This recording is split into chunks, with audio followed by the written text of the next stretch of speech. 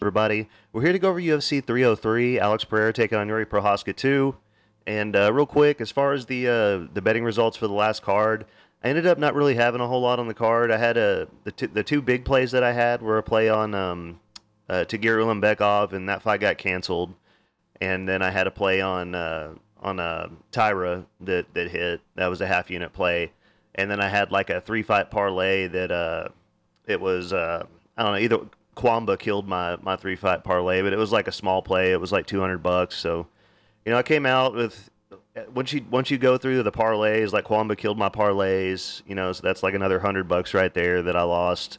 So I ended up basically, you know, I might have come out with a little bit of profit, but not enough to be bragging about. So at least I didn't lose anything, you know. But like I said, not much on that card. Wasn't a whole lot on that card I liked. As far as the picks went, it went pretty well, man. I was proud of the Brady Headstead pick. There weren't a lot of people going with him, and it was a badass fight. And he just kind of had the bigger heart, man, and ended up getting the win. It was, you know, pretty impressive, you know. But anyway, so please like and subscribe, guys. It'll help me out a lot. Thank you all for being here as always and for caring what I have to say. If you're new to the channel, what I do is I go through and I give out my picks for each of the fights, and at the end of the video, I give out my bets. I don't ever charge people money for my bets or anything. I don't like people that do that. Yeah, the goal is just to help everybody win money. So, and if you're not interested in watching my videos, you just want to see my picks and my bets, you can go to my social medias. HighKick_FightPicks is Instagram and TikTok. There's a Facebook group on Facebook. High Kick Fight Picks on Facebook, easy to find. And yeah, and then also, guys, if you enjoy what I do and you're looking to help out the channel or help me out, you know, you can go and use my link that's going to be in the comments for Bet Us. Work with them, and if you use my link in the comments, you'll get a 125% match on your first 3 deposits plus 10% gambler's insurance. And they also have a whole lot of other, you know, bonuses and stuff you could take advantage of if you're interested in that. And, you know, like, they don't pay you for just advertising. So like I said, if you do like what I do and you want to help out the channel, or you're just looking for a new book with some good bonuses, go over and do that, man. And then, you know, if you sign up and make the minimum deposit, you know, it'll be $100 in my pocket. So I'd appreciate that if you guys are interested. And also, man, you know, like I say every time, what I do is I've got, you know, accounts with like all the sports books online. I'll go through and I'll take advantage of all their bonuses and stuff like that, you know, roll my money over and then pull it off and put it on, you know, the books that I like. So it's free money. You know, you just got to turn it over, be safe with your bets, you know, and it's free money in your pocket. So anything else? A lot of changes, man, have gone down, and you know, I've been pretty irritated, you know, with that, because I try not to. I mean, deep down, I hate admitting it, but I'm still a big Conor McGregor fan, you know, and I was really looking forward to seeing him come back, and I would love to see him come back and win. But you know, it's looking, you know, more and more likely that even if he does come back, you know, he's probably just going to lose. You know, I don't know, but either way, man, you know, it's a little bit disappointing, you know, and I do like, I think Pereira versus Prochazka 2 is a badass fight. But the thing that I hate most about it is just that, like, these guys deserve to be, you know, to have a full camp for this fight, especially Yuri, man. You know, he deserves to have a full camp for this fight. I don't remember if the last time they fought, if that was on short notice or not. It might have been. But, you know, like, whenever we do stuff on short notice, you end up with the excuses. You know, somebody loses, oh, it was on short notice, it was on 2 weeks' notice. You know, they deserve to have a full camp for this, you know. And as far as, you know, other changes go, they added Brian Ortega versus Diego Lopes, another badass fight. Obviously, it's on short notice as well, so, you know, but, was there anything else they added to this card? Yeah, Ulberg was supposed to fight Jamal Hill. I was really excited about that one. And he's now fighting Anthony Smith. So, you know, I don't think that this win really does much for Carlos Ulberg if he wins. And, you know, I'm tired of seeing, you know, Anthony Smith lose at this point. You know, I was really hoping for, you know, a Jamal Hill and Carlos Ulberg, you know, fight. So, but yeah, man, Carlos Ulberg would be, he has the potential to be a champion one day, man. And him, imagine him versus Pereira or him versus Prochazka, down the line. It'd be a really interesting fight. It'd be really exciting. And I don't think there's any other changes of this card. I know there were some more changes of the other cards, and after the at the end of this video, I'll go back to the upcoming card and I'll go over the changes they had for it as well with you guys. I know that's a lot of people like that I put my videos out early, and it's like one of my main things with the channel. I like to do it early. I like to get people on the betting lines earlier than everyone else. But the bad thing with that is sometimes everything changes before the fights happen, and you got people wondering what the hell. But either way, man, let's get into this card. First up, we got Charles Jourdain taking on John Silva. And Charles Jourdain is 28 years old. He is 5'9" with a 69-inch reach. He is 15-7-1 and 6-6-1 in the UFC, and he's a -150 favorite. 8 wins by knockout, 5 wins by submission. Never been knocked out, but was submitted once. Coming off a fight where he didn't really look good at all against Sean Woodson. I know it was a split decision somehow, but I didn't agree with that at all. I thought Woodson pretty clearly won all 3 rounds, even and I had Jourdain to win that fight. I think I even had a little bit of money on him. So yeah, it was disappointing there, and just couldn't figure out how to get around the reach. And now going back, and looking through Charles's record and looking at his wins, and I say this being a huge fan of his, his wins in the UFC are starting to not look all that impressive, honestly. As far as the level of competition goes. And, I thought he won the Shane Burgos fight, so I'll give him that. That was an impressive performance. I thought he should have won it. He has fought some tough competition, but he's lost, those fights. So I do love Jourdain's kickboxing, very fast. Hasn't had a win by knockout in a few years. And you can really see that Charles has been working hard on his ground game. He's definitely fought the tougher competition out of these two. What I like most about him is how he comes on very strong in the 3rd round. We've seen him start screaming at guys and throwing hard combinations, just going crazy in the 3rd round. He's a very good, fast, and creative kickboxer, and I like how active he stays. He fought 4 times in 2022. His kicks are one of his best weapons, fighting out of the southpaw stance. Really good dirty boxing in close and in the clinch. His takedown defense has improved a lot. He's really been rounding out his game, and in the Kron Gracie fight, he looked great, but Gracie's only good at one thing, and Charles was able to keep it on the feet and just picked him apart, showed that he was the superior striker. Didn't take a lot of risks, didn't go crazy, so he wouldn't get taken down. He throws a really nice uppercut, fights well from both stances. He pushes a crazy pace, throws a ton of volume. He landed over 90 strikes in the 3rd round alone against Shane Burgos. And his speed and his accuracy are more than impressive. Even though Charles is taller, they have the same reach. And I would say, Charles probably has the more technical, better striking, but the power advantage definitely goes to Silva. Charles shows 49% striking accuracy with 58% striking defense, 10% takedown accuracy with 49% takedown defense. Those are key numbers there. And averages half a knockdown per fight, and he lands on average 5.56 strikes per minute while absorbing 4 per fight. And he's taking on John Silva. He is 27 years old, 5'7" with a 69-inch reach. He is 12-2 and 1-0 in the UFC, and he's a +130 underdog. And so while we did see Silva beat an 11-0 guy in the Contender Series, we really haven't seen him fight UFC-level competition yet, which this is not true anymore. But at the time of my notes, Weston Wilson hadn't won a fight in the UFC and had been finished in all of his fights in the UFC up to that point. So, maybe he got a good submission over the weekend, so that was impressive. But I do think Wilson may not be quite UFC-level competition yet. But Silva will be the bigger, more muscular, powerful guy in this fight. 9 wins by knockout, 2 wins by submission. He's never been finished. And while most of his wins have been first-round finishes, his cardio seems to be good as well. We saw that in the Contender Series. Really likes to walk his opponents down and pressure fight. He's fighting out of the Fighting Nerds camp. There's been a lot of good fighters coming out of that camp here lately. And Silva is slightly favored on Tapology. Has a good lead left hook. He'll switch stances back and forth at times. Good striking, dangerous knees. Seems to be well-rounded as well.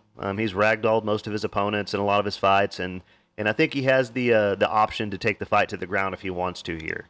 That was always one of Charles's weaknesses in the past, Charles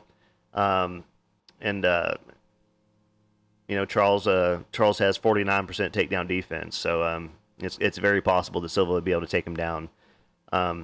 I don't know that Silva will need to do that, with the power that he has in his hands. I could see Charles land on a lot of shots, but I think the more meaningful shots will be landed by Silva. And, I've rode with Charles for a while, guys, and I hate having to do this, but I'm going to take the underdog and Silva to win this fight by decision because no one's knocked Charles out yet, I don't believe. It could be a close fight, though. I like the plus money. I think it's a good price. Silva. Next up, we got Andre Arlovski taking on Martin Buday. And Arlovski is 45 years old. He is 6'3" with a 77-inch reach. He is 34-23 and 23-17 in the UFC. And he is a plus 225 underdog. So, I grew up watching this guy. I've always been one of his biggest fans. And while I think he should have retired a while back, I always find myself rooting for him to win. And, honestly, this is the kind of fight that he could possibly win. Buday hasn't been knocking anybody out in the UFC, and so technically Arlovski has a chance. He does have good boxing. He fights way different than he used to. He fights safer. He doesn't take as many risks, and I was impressed that he didn't get knocked out in his last fight against Acosta. And he's good at making it a close fight and kind of squeezing out a decision, with a lot of guys. He's 45 years old now, so the deck is stacked against him, and he shouldn't win this fight. Buday is heavily favored everywhere.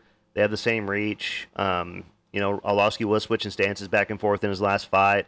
He was showing off some decent striking defense in that fight as well, rolling and covering up good. He shows 45% striking accuracy with 58% striking defense, 37% takedown accuracy with 77% takedown defense, and he lands on average 3.78 strikes per minute while absorbing 3.20. He's taking on Martin Buday. He is 32 years old. He is 6'4" with a 77-inch reach. He is 13-2 and 4-1 in the UFC. He's a minus 265 favorite. 6 wins by knockout, 3 wins by submission. Coming off getting finished for the first time, in his last fight by a guy who turned out to be not all that good. And I would say Buday's best win was probably on the Contender Series against Lorenzo Hood. Hasn't really beat anybody in the UFC. I find super impressive. But he's a huge guy, decent boxing and cardio. He was able to submit Josh Parisian, but I'm not sure if that means his ground game is really all that good because Josh Parisian, in the past has showed holes in a lot of his game. So Buday's younger. He should win. He's gonna have a speed advantage, maybe a power advantage at this point in Andre's career. I'm gonna go with Buday to win this fight by decision. But in a perfect world, I think Andre wins this fight and retires. That'd be cool. But, I got to go with Buday. I'm taking a win by decision.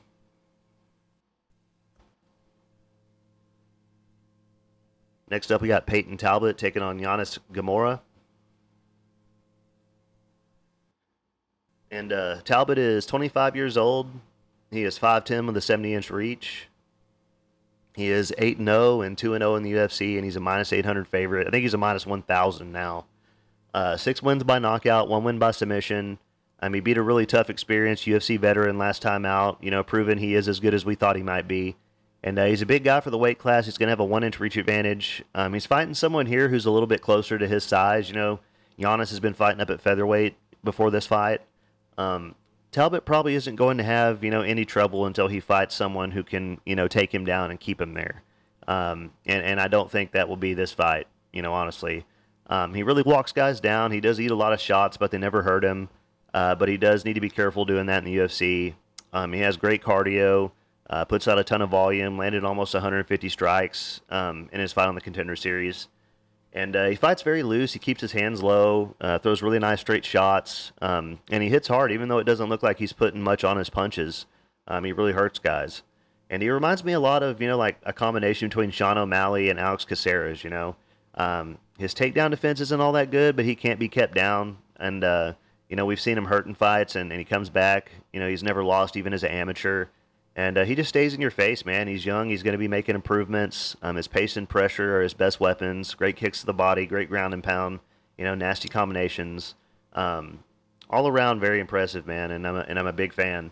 And he's taking on ghemmouri. He is 29 years old. He is 5'9" with a 69-inch reach.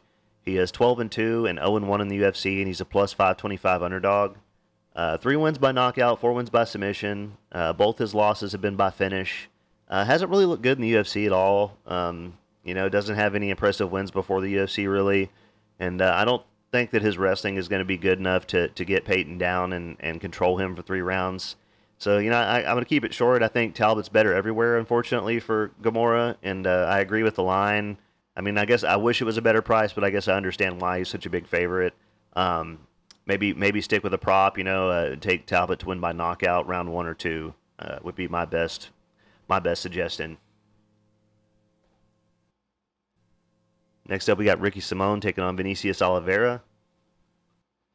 And Simón is 31 years old. He is 5'6" with a 70-inch reach. He is 20-5 and 8-4 in the UFC, and he's a -250 favorite.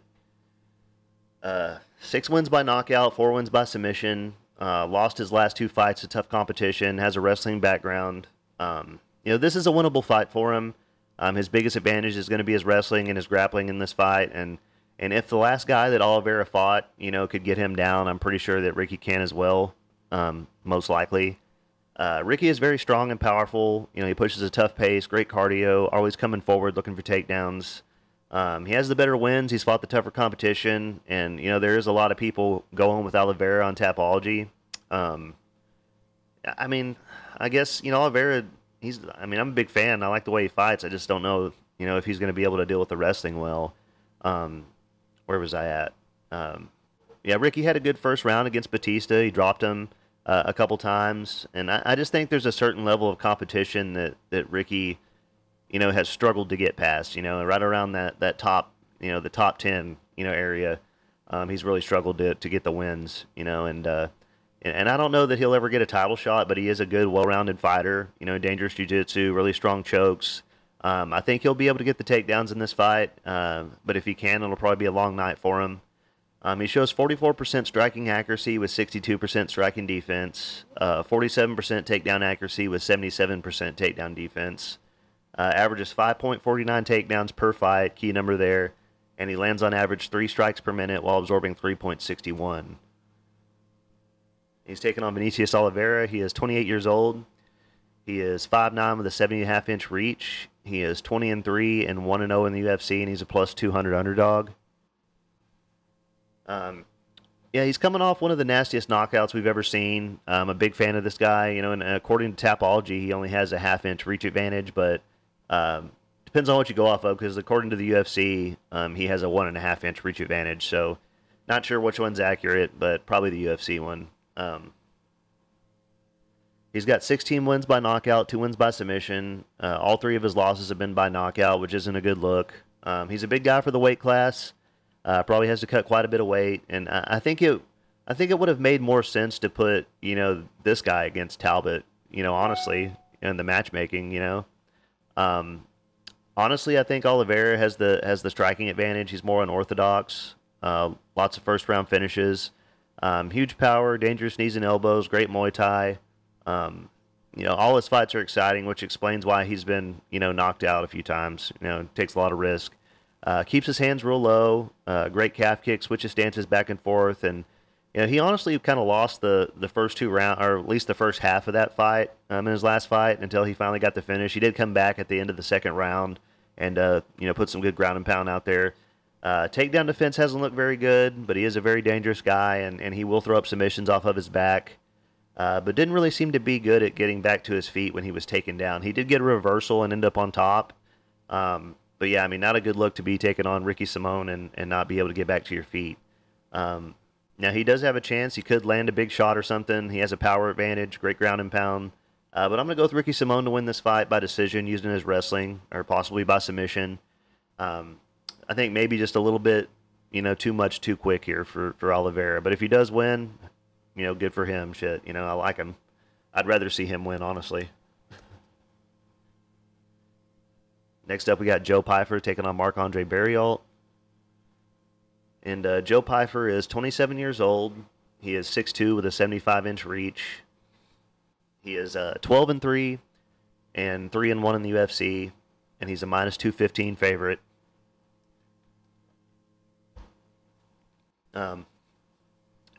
He's going to have a 1-inch reach advantage, 8 wins by knockout, 3 wins by submission. And we saw him get kind of exposed in his last fight. Doesn't have the 5-round cardio, hits very hard, very dangerous early. Does load up on most of his punches. Great calf kicks, very explosive, very fast.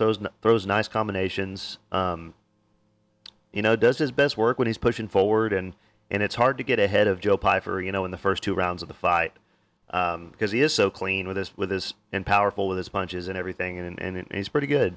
But in the third round, you can definitely start to pull ahead. And if this was a 5-round fight, barriault could possibly win this fight. He would have a real good chance at winning. If you can show up and block Pyfer's punches and let him tire himself out, maybe you can win the later rounds. His wrestling didn't really look good at all in his last fight. He wasn't able to get the takedowns. He shows 41% striking accuracy, 51% striking defense. It says he has 42% takedown accuracy, but I don't remember ever seeing him land a takedown other than, I think he landed a takedown against Alisson. Maybe he just hasn't shot very many takedowns. Says he has 50% takedown defense, which isn't good. He averages 1.49 takedowns per fight, and he lands on average 3.66 strikes per minute while absorbing 3.58. And he's taking on Marc-Andre Barriault. He is 34 years old. He is 6'1" with a 74-inch reach. He is 16-7 and 5-6 in the UFC, and he's a plus 175 underdog. And 10 wins by knockout, 1 win by submission. He honestly has a great style to beat guys that get tired, that gas out. He pushes a really good pace. He has great cardio. If he can go out there and fight his fight, maybe he could pull the win off here. But, he's going to need to go out there and clinch Pyfer from the start and, use his dirty boxing and try to make him defend takedowns and just...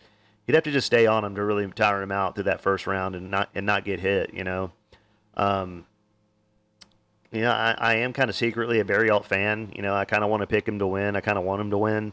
I thought he probably should have won his last fight, but it was a close fight. But he also didn't really fight, his normal style in that fight either. Being with Chris Curtis, I guess he was a little scared of the power, which could be the case again here. So he uses his jab very well, great low kicks. If he wants to win, he's got to be the one moving forward. He puts out a lot of volume, good front kicks up the middle, uses good side-to-side movement. He doesn't load up on his shots or overthrow. He shows 48% striking accuracy with 52% striking defense, 25% takedown accuracy with 67% takedown defense. And he lands on average 6.19 strikes per minute while absorbing 5.67. So I think, Pyfer pushes a really hard, pretty hard pace early. And I think he's going to be able to steal the first 2 rounds here and win a decision or get a knockout. So I'm still going to go with Pyfer to win, most likely by knockout, probably, early. But I wouldn't be surprised if Barriault went out and fought his fight and ended up getting a win by decision or something, honestly. But going with Pyfer knockout, round 1.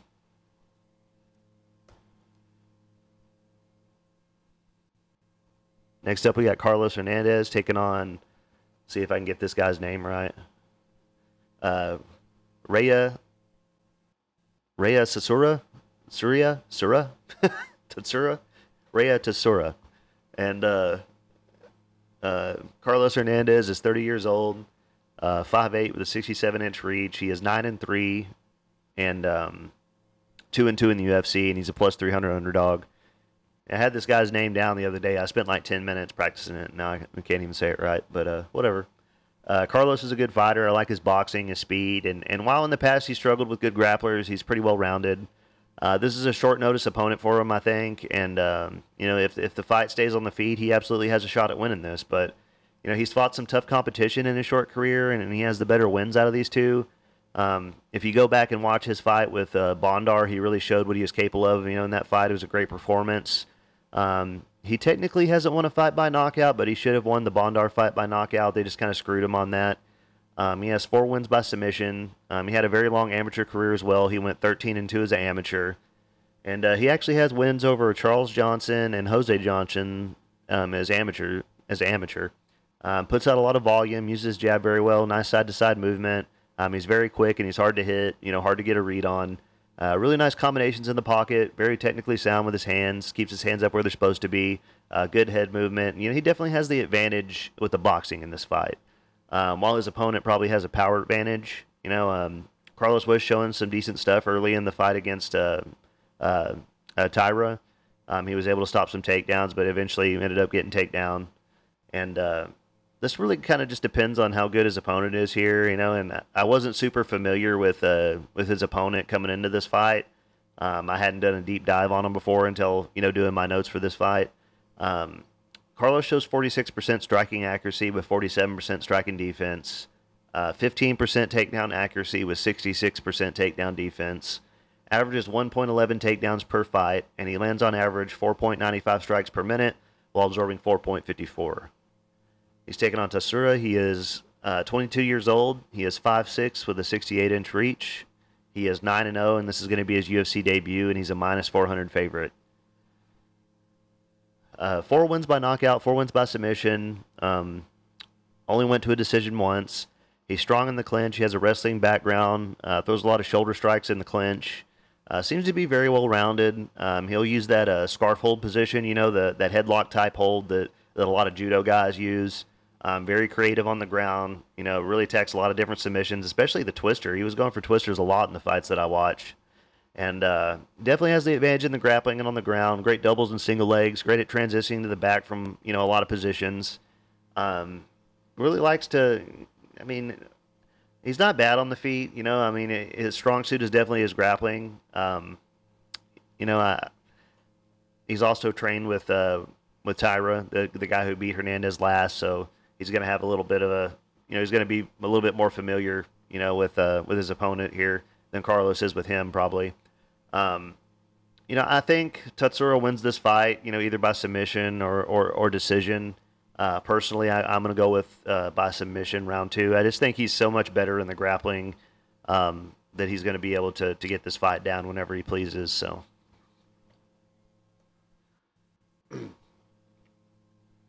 Next up, we got Michelle Waterson Gomez taking on Gillian Robertson. And Gomez is 38 years old. She is 5'3" with a 62-inch reach. She is 18-12 and 6-8 in the UFC. And she's a plus 175 underdog. Oops. Just dropped something. You know, she's on a bad run. She got the shit beat out of her in her last fight. She will have the better striking out of these two. She throws really good side kicks, you know, and that karate type style she has. You know, those are her best weapons. Throws good combinations. 3 wins by knockout, 9 wins by submission. She's 1-6 in her last 7 fights. You know, she's going to be the smaller fighter here in this match. If she can keep it on the feet, you know, maybe she has a chance. But, you know, if she goes to the ground, she's going to lose for sure. She has been submitted a few times in her career. Hasn't really looked good recently at all. She's almost 40 now. And has taken a lot of damage recently as well, man. And she shows 47% striking accuracy with 50% striking defense, 32% takedown accuracy with 70% takedown defense, and she averages 1.42 takedowns per fight, and she lands on average 3.56 strikes per minute while absorbing 4.19. She's taking on Gillian Robertson. She is 29 years old. She is 5'5" with a 63-inch reach. She is 13-8 and 10-6 in the UFC, and she's a -185 favorite. 2 wins by knockout, 9 wins by submission. Known for her grappling, dangerous jiu-jitsu.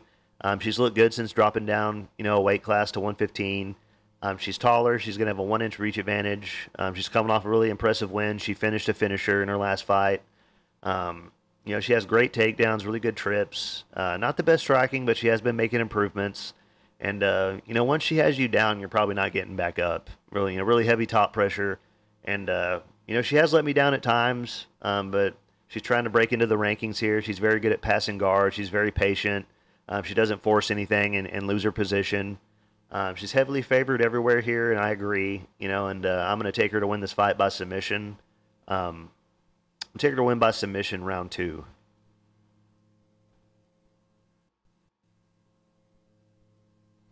Next up, we got Cub Swanson taking on Andre Fili. And Cub is 40 years old. He is 5'8" with a 70-inch reach.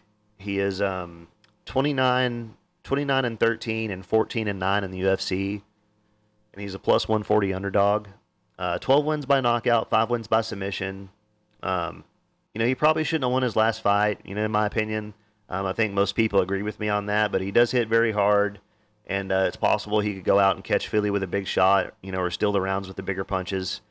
He's a legend. He's been around forever. We saw him lose a fight due to leg kicks not so long ago. So I do expect Fili to try and take advantage of that.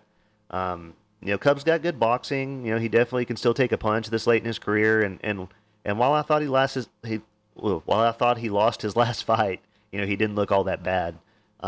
This fight will play out on the feet most likely, so that means he's got a chance. And Fili just got knocked out a few months ago, so they have both fought a lot of tough competition. Cub's really dangerous in the pocket, good counter striking. He's good at jumping in and out of the pocket and landing shots, kind of unorthodox. Funny enough, he actually has a win over Charles Oliveira back in the day and Dustin Poirier. So he's had quite a career.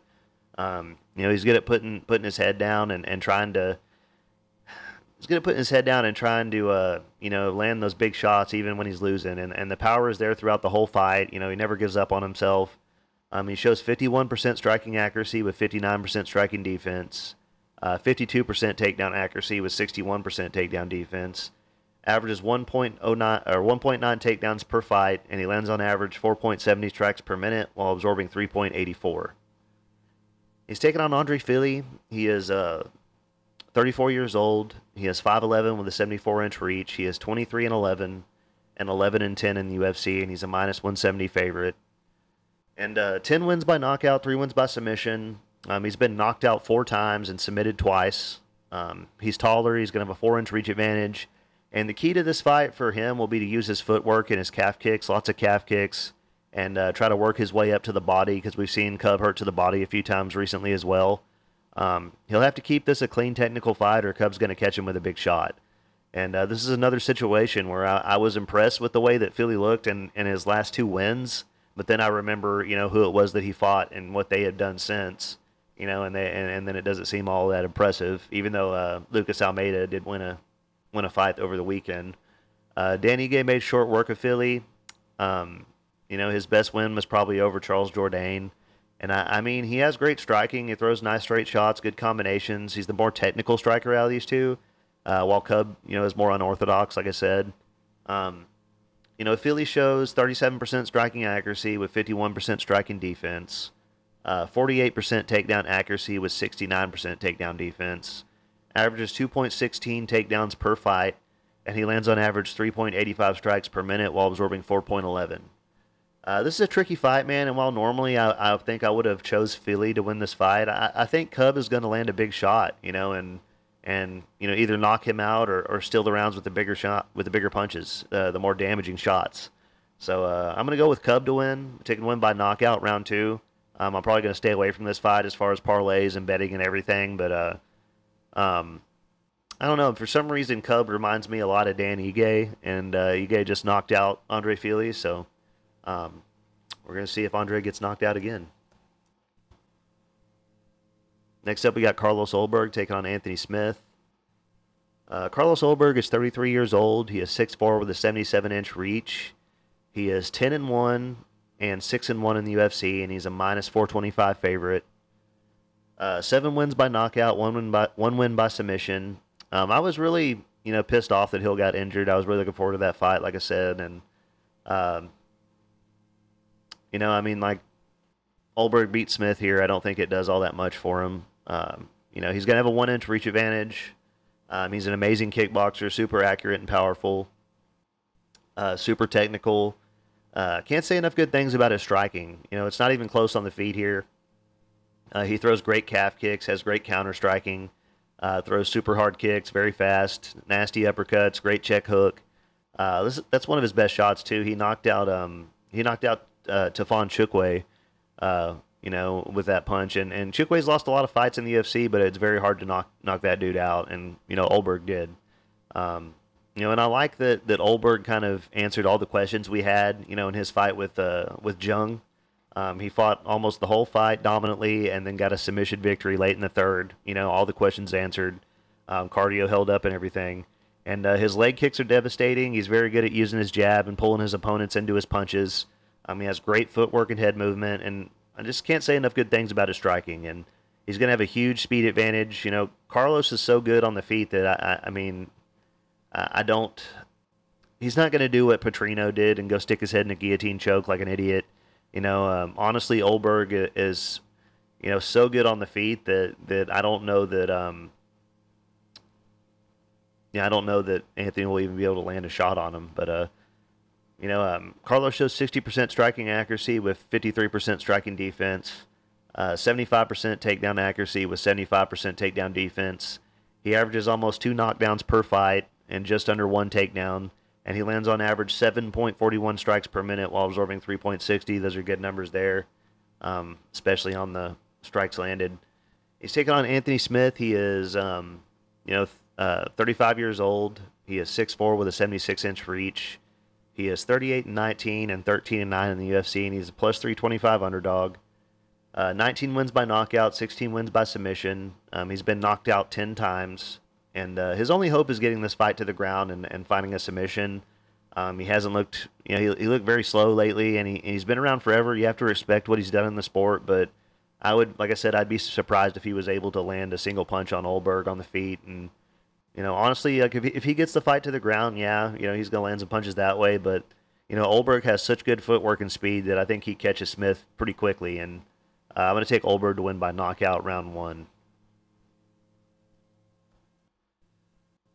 And this next fight is a fight between two guys that I just can't stand either of these guys.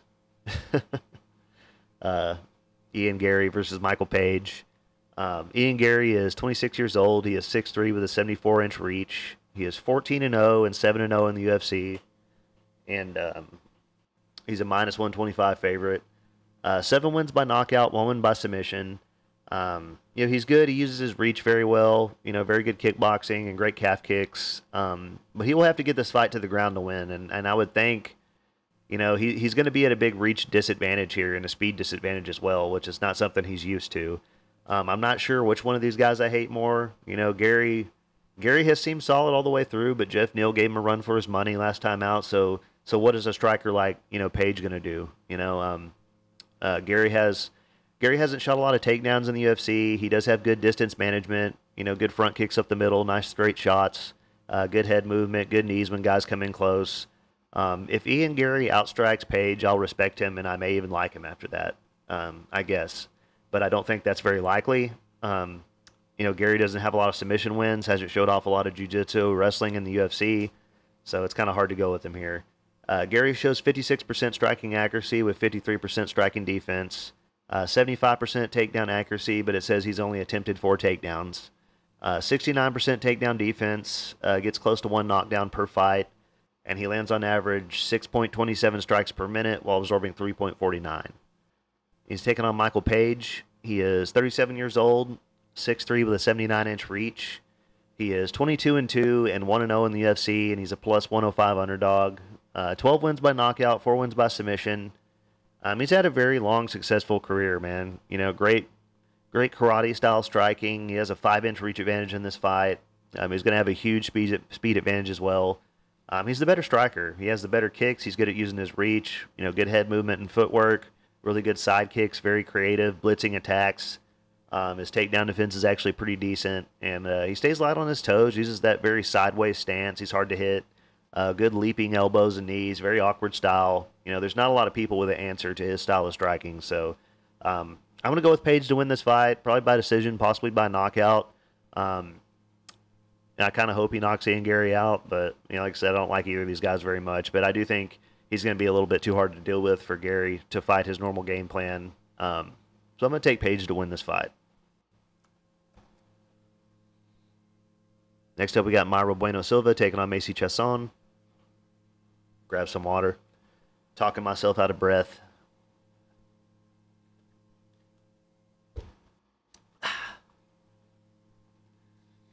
All right, so Bueno Silva is 32 years old. She is 5'6" with a 66-inch or 66.5-inch reach. Sorry, 10-3-1 overall and 10-3 1-1 overall and 5-3 1-1 in the UFC.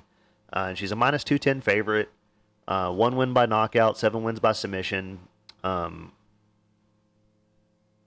She has world-class jiu-jitsu. She's never been finished. Her only legit win that really impressed me was over Holly Holm, and that was overturned because she was on steroids or something. She does She does hit very hard, man. Even though she only has one win by knockout, it was kind of her cardio that cost her in her title fight. She's going to be the way smaller fighter here, and I think that Pennington. I like that Pennington is the champ now. It's cool to see someone who's been around for years finally work their way to the top, and I don't think a lot of people expected to see Pennington, where she is today. So, but Silva throws nice calf kicks. She's very explosive and dangerous early, especially in the first round. She throws great elbows in the clinch, has a good Muay Thai clinch. She does seem to fade quickly, especially in a high-paced fight. I don't see her ever winning a 5-round fight if it gets past the first round. Her biggest advantage in this fight is her jiu-jitsu. But chiasson has been working hard, on her defense and wrestling as well. And Silva's heavily favored in this fight, and I'm not sure I agree. I think she should be more of like a -120, because this could be a close fight. She shows 58% striking accuracy with 53% striking defense, 38% takedown accuracy with 68% takedown defense. She averages 1.63 submissions per fight and just above half a takedown per fight, so not a lot of takedowns. And she lands on average 3.84 strikes per minute while absorbing 4.86. She's taking on Macy Chiasson. She is 32 years old, 5'11" with a 72-inch reach. She is 9-3 and 7-3 in the UFC. She's a plus 170 underdog. 2 wins by knockout, 3 wins by submission. She's way taller. She's going to have a 5.5-inch reach advantage. If she can use her range and keep Silva at the end of her punches, she'll have success. She really impressed me in the Irene Aldana fight. I know she lost, but she went from losing that fight to using her wrestling and was kind of on her way to winning that fight against a really tough fighter. And then that freak up kick to the liver got her. Crazy shit, but whatever. She's huge for this weight class. Fights very well in the clinch. Great takedowns. Good submission defense. She showed that in her last fight. She's good at using her long limbs, for sweeps and to attack submissions off her back. She has good scrambles. Great at slapping in the hooks and transitioning to the back. Good cardio, and if this was a 5-round fight, she would, I would say she wins all day. She has a win over Norma Dumont, who I consider to be like the uncrowned champ of the featherweight division that the UFC doesn't have anymore, of course. But I think if Macy can get this fight out of the first round, she'll have a good chance at taking over and stealing the last 2 rounds. Macy shows 45% striking accuracy with 47% striking defense, 37% takedown accuracy with 63% takedown defense. She averages 2.38 takedowns per fight, and she lands on average 3.53 strikes per minute while absorbing 2.53. I'm going to go with the underdog here and take Macy to win by decision. I think she's going to steal the last 2 rounds, but wouldn't surprise me if she lost. I'm going to stay away from this fight from a betting standpoint, but I do like Macy's chances to win here. Next up, we got the co-main event, Brian Ortega taking on Diego Lopes. And Ortega is 33 years old. He is 5'8" with a 69-inch reach. He is 16-3 and 8-3-1 in the UFC. And he's a plus 115 underdog. 3 wins by knockout, 8 wins by submission. He's never been submitted, but has been knocked out twice. He's known for his jiu-jitsu. That's what he's best at. And the problem with that is that I see Lopes, has very good jiu-jitsu as well, and I don't see anybody submitting him, because no one ever has. Ortega does have decent boxing, throws nice straight shots, uses his jab very well. He almost got knocked out in the first round of his last fight. He got his ass kicked in the first round, but he did survive, and he got the win, showed how tough he is. I do think Lopes has a lot better takedown defense than Yair Rodriguez does. Doesn't throw a ton of kicks. Obviously, his best weapon is his triangle choke. Lots of wins with that.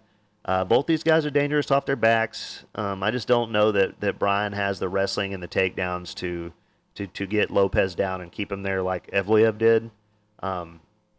Ortega does have good trips and sweeps, good top pressure, good ground and pound. He shows 39% striking accuracy with 50% striking defense, 27% takedown accuracy with 58% takedown defense. And he averages 1.17 submissions per 15 minutes and just over 1 takedown per fight. And he lands on average 4.7 strikes per minute while absorbing 6.53, so gets hit a lot more than he lands. He's taking on Diego Lopes. He is 29 years old. He is 5'11" with a 72.5-inch reach. He is 24-6 and 3-1 in the UFC. He's a -140 favorite. This guy came into the UFC and made his debut against Evloev and made a good account of himself on short notice.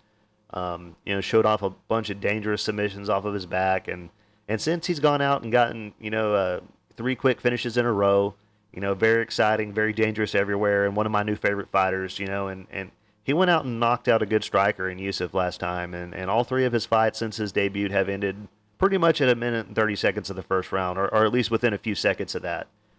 He's tall and long for the weight class. He's going to have a 3.5-inch reach advantage. He has great Muay Thai striking, nasty uppercuts, world-class jiu-jitsu, big power in his hands, super dangerous and creative off of his back, and he stays very active. He even has more experience overall than Ortega, at least in the sport, not in the UFC, but in the sport. He has crazy he has crazy flying triangle finishes, 10 wins by knockout, 12 wins by submission, very well-rounded.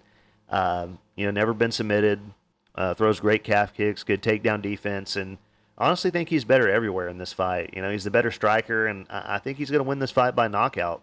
I'm going to go with him by knockout round 1. I love the price. I caught him at a good price, and I can't wait to see him, fighting at the top of the division. It'd be interesting to see him versus Topuria. Next up, we got the main event. Alex Pereira taking on Yuri Prochazka, 2 of my favorites. Pereira is 36 years old, 6'4" with an 80-inch reach. He is 10-2 and 7-1 in the UFC, and he's a -175 favorite. 8 wins by knockout, no wins by submission. And we all know the deal with him, man. World-class kickboxing, huge power, one of the best strikers we've ever seen in the UFC. He's huge, he's fast, he's very technical, very accurate. The best calf kicks in the game, and now the last time these guys fought, I picked Yuri to win, and honestly, he was winning that fight up until, he shot that bad takedown and got put out with those elbows, but, he was doing pretty good. I'm a huge fan of both these guys. They have the best fighting styles in the world, the most exciting anyway, and I'll admit that deep down, I kind of want Yuri to win, even though I'm a big Alex fan as well. I've been a fan of Yuri since before the UFC, so I've always kind of wanted to see him, be champ. Alex is good at managing distance, doesn't have the best takedown defense. Yuri did have success with the takedowns last time they fought, but Alex does defend well off of his back. He doesn't take a lot of damage on the ground. Kind of worries more about protecting himself than getting back to his feet, though. He wasn't really putting the feet on the hips and trying to get back up. He was just focusing on not getting hit, which it's all right. There's more. It's a 5-round fight. You can afford to lose a round, I guess. I don't remember if the last time they fought was on short notice or not. For some reason, I was thinking it was, but on the feet, this is a battle between a guy who's very technically sound versus a guy who is super unorthodox. And Yuri was having success in the last fight on the feet. He was landing some good shots as well. So Pereira does have a little bit more to worry about this time around because Yuri is going to know, what to expect this time. He's going to be a little bit more prepared, even though it is on short notice. Alex shows 63% striking accuracy with 50% striking defense, 100% takedown accuracy because he's only shot 1 takedown and he landed it. And he has 70% takedown defense, and he lands on average 5.10 strikes per minute while absorbing 3.65.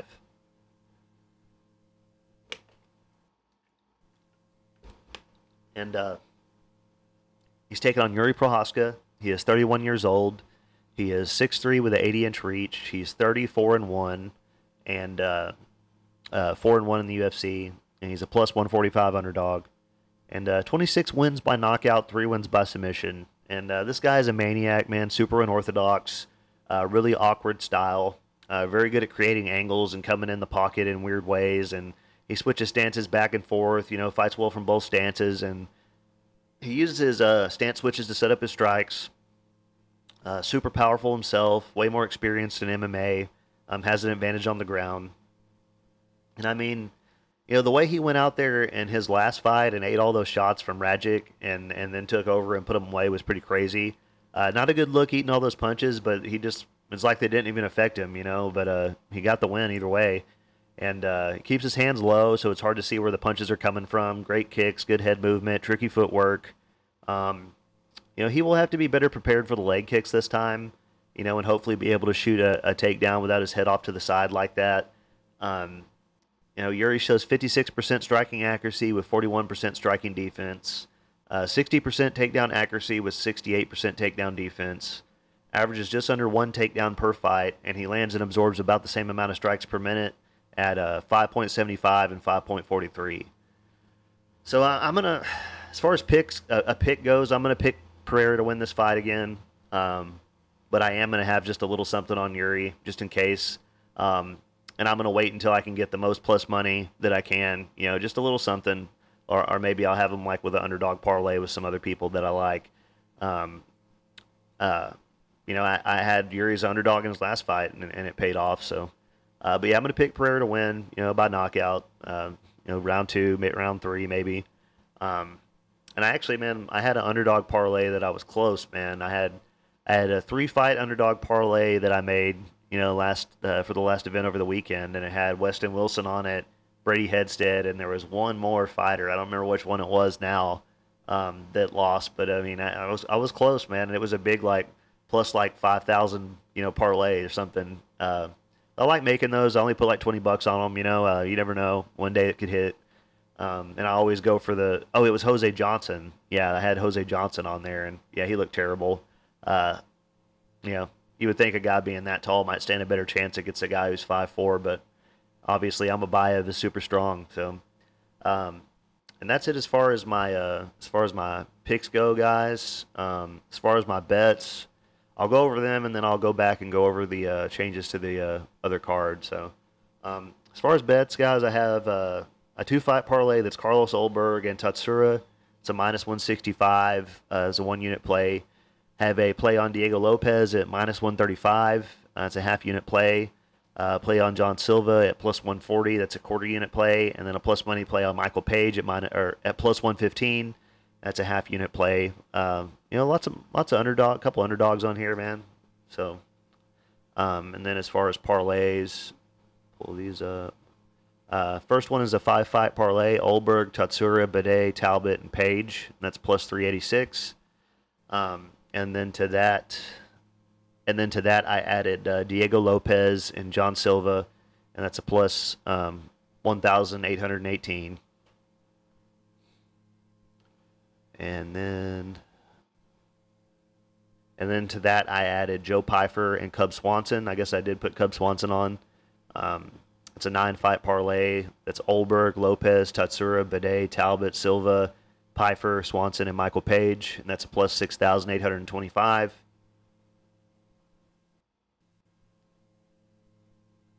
And then to that, I added Ricky Simone. It's a 10-fight parlay, and the odds on that were plus 9,596. So there were some fights that I left off. Kind of wish, going back, that I had left Swanson off that, but oh well. I don't have a whole lot of money riding on the parlays. I usually have about $100 tied up in parlays, and occasionally I have one hit. I had like a $700-something one hit a few weeks ago, but most of my money comes from my bigger bets. So I don't worry too much about the parlays. But it would be nice if this one hit for sure. So let's go back and look at the upcoming card. There were some other changes that I'm trying to remember what they were now. Oh yeah, so now it's Robert Whitaker taking on Ikram Aleskarov. Aleskarov shouldn't be fighting Robert Whitaker. Aleskarov, I mean, let's just look at who he's beat. He's only beaten Phil Hawes and Warlley Alves. A lot of people have knocked out Phil Hawes. I don't think Phil Hawes is in the UFC anymore. And Warlley Alves, these are two guys that are nowhere close to the top 10 or 15. So I don't understand why they're pushing Aleskarov so hard to the top of the division. I know he's pretty tough, but I'm going to be going with Whitaker. I was going with Whitaker against Chimaev, so I'm not going to change it. We haven't seen Aleskarov go 5 rounds. We haven't seen him go more than 1 round, I don't think. So we'll see how that works out. I mean, I like Whitaker striking. If Aleskarov can't get him down, then he's going to have trouble.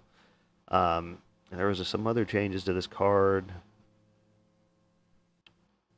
So Zaitar is out, and I actually had a small play on a Zaitar against Dennis Talulin, and now Talulin's fighting Cedricus Dumas, and I got to go with Dumas. Dumas has been making a lot of improvements. He's looked pretty good. I mean, I know he lost against Ruzabov, but whatever. But he's been making a lot of improvements, and I think that if he wants to, he could take Tallulah down. He was able to take Cody Brundage down, so I'll go with Dumas to win this fight. I'll take him to win by decision. Tallulah's very tough. As far as I think that's all the changes to this card. I feel like there was something else though that I needed to talk about that I don't remember. I'm trying to look at this. Some other big main event or something got changed, I think.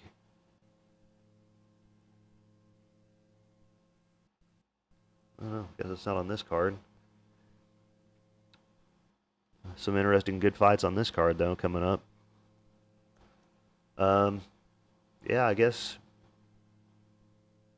maybe it was this one. Oh yeah, this fight got canceled. Danny Ige versus Joanderson Brito got canceled. Brito had a leg injury. Maybe that was it. Yeah, so we don't know what the main event for this card is going to be yet.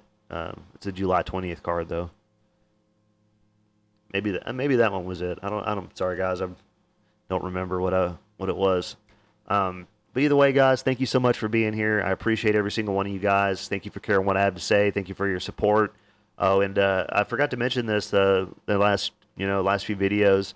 I had the situation going on, and I didn't have a laptop or whatever. And there were a few of you guys that I didn't ask for the money. Like, I mean, yeah, obviously, if y'all are interested in helping me out, I say that. But I just posted on the comments that I was like, I don't have a laptop right now. Sorry, that's why the video hasn't been put out yet on the Poirier versus Makhachev card.